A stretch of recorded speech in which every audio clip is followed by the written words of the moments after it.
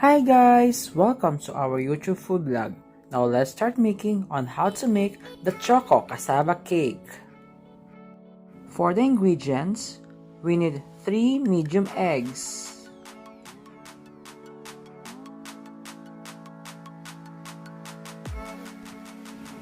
1 teaspoon of vanilla essence,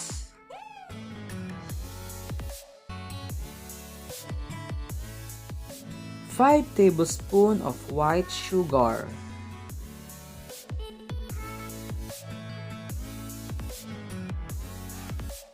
260 grams of evaporated milk,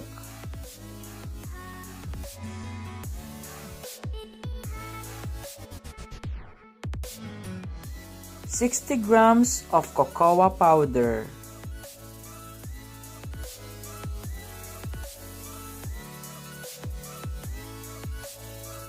260 grams of condensed milk,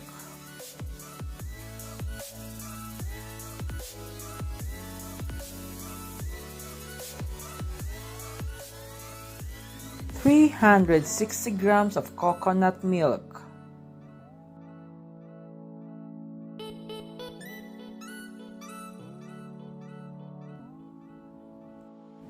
10 grams of soft unsalted butter,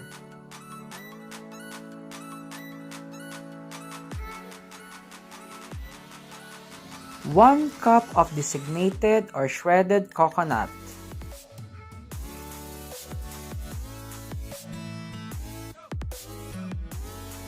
and for the last, we need 450 grams of fresh shredded cassava.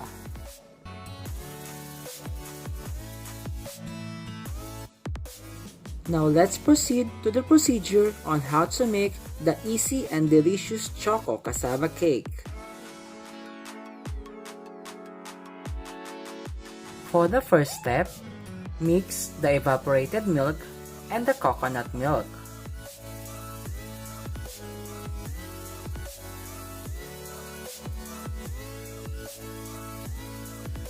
Now add the condensed milk and continue mixing.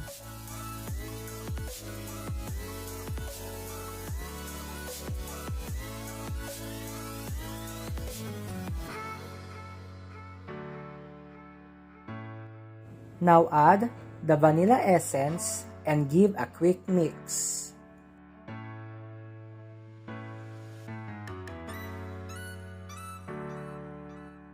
Now add the white sugar, mix it well until the sugar dissolved.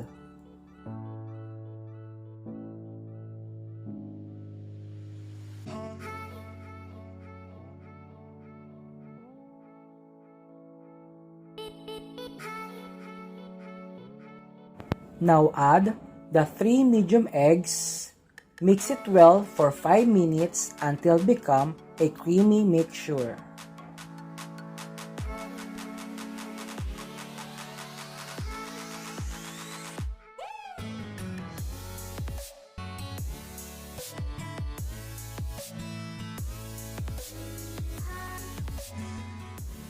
Now combine and mix the shredded coconut and the grated cassava.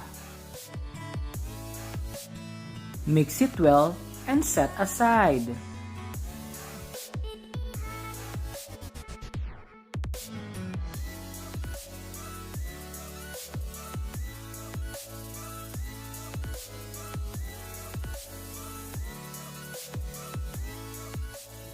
Now use a strainer, add the cocoa powder, and add to the egg creamy mixture.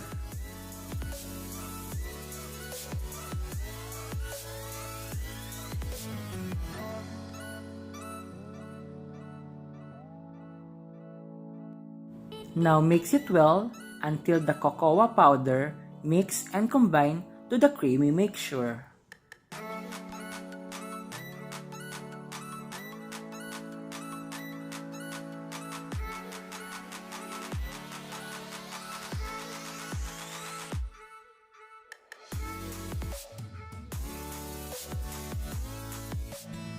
Now use a medium size baking pan Grease with a butter or a oil.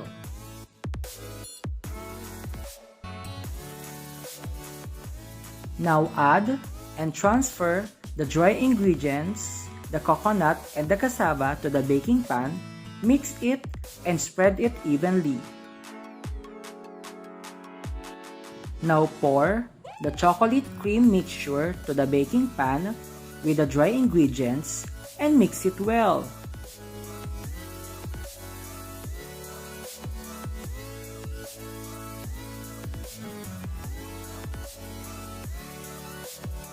Baking time for 45 to 1 hour in 180 Celsius or 375 Fahrenheit.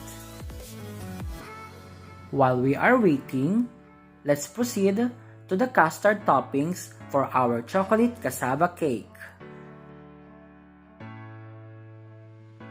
For the custard ingredients, we need 2 pieces of medium eggs,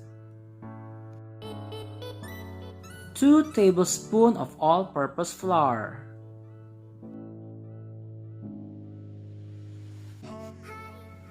85 grams of evaporated milk,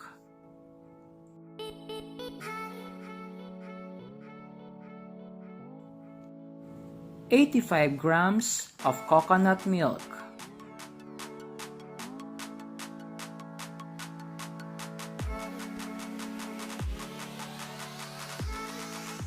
and for the last, we need 85 grams of condensed milk.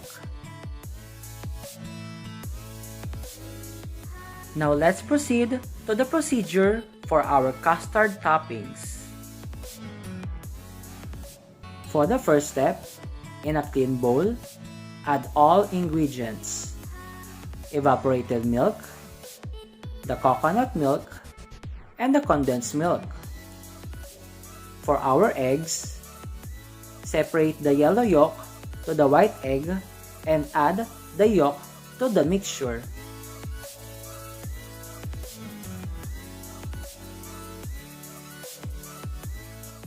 Now mix it for 3 minutes until all ingredients are combined. And for the last ingredients, add the all-purpose flour and mix it properly.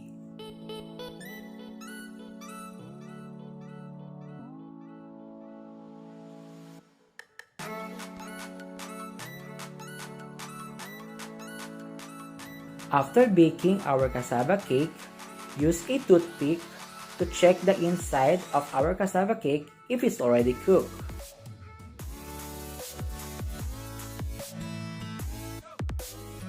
Now pour our custard mixture to the top of our cassava cake.